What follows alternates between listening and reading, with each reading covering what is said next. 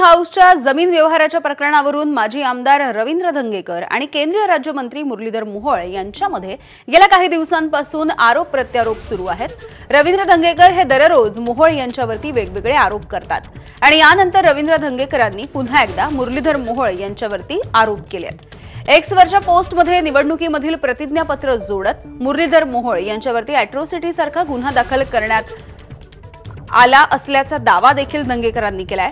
जमीन चोरांचा थेट सहभाग असलेली 2 प्रकरणे घेऊन लवकरच भेटूयात असं देखील आता धंगेकरांनी म्हटलंय।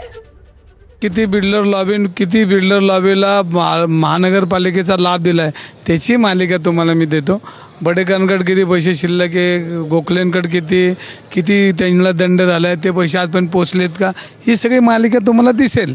हे सगळं माझे कागदपत्र जुळवायचं चालू आहे। हे सगळं जोपर्यंत जैन धर्माची जागा ताब्यात येत नाही आणि त्या ठिकाणी वसतिगृह होत नाही, त्या ठिकाणी महावीरांचं जेणेकरून जेणे दौलाने आणि एक प्रतिष्ठेचं महावीर देऊळ झालं पाहिजे। जे साधू काल तळतळीने बोलवते त्यांच्या वेदना यांना समजत नाही का?